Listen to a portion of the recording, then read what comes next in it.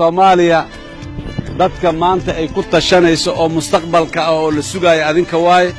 dalkaana duruufo dhib badan uu soo maray dadka Soomaaliyeed kacdoon ay galeen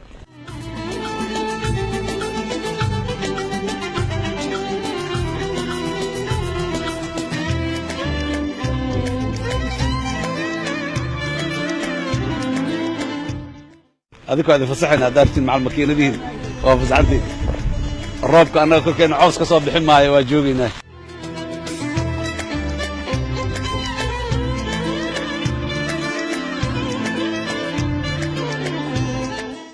Soomaaliya ayadoo waxaad qalab haysataan iyo waxaad dadaal haysataan iyo aqoonta maanta aad leedihiin ayadoo aan lahayn ayaa waxay u kacday in ay gasho baab macaan Cabdishakuur iska baab macaan oo maasantaa iska ayadoo aan lahayn ayay Soomaaliya waxay u kacday inay shabaab iska kiciso waa iska kicisay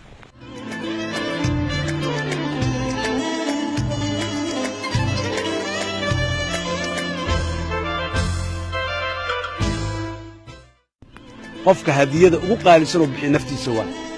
baasa bixi maxkala bixi muxuu magaciisa bixi amaan bixi gabay iyo hees qof waxa soo dhan way fiican yihiin laakiin nafta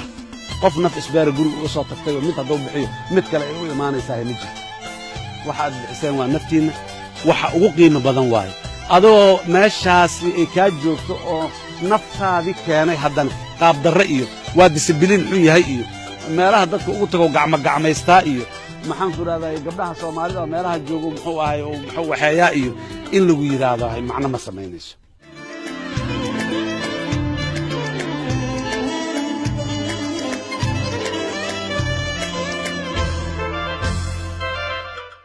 naftaadi kuma bedelan kartid galada qayr iyo magaxuma yari waxaan aad iyo aad ugu amaanayaa inaad aad iyo aad sifooyinkaas xun adika aad uga xor uga tihiin uga madax banaantiin boqolkiiba boqol lidikuma xanto lidikuma sheego waa sababta idin leeyahay abuurkiyaa tihiin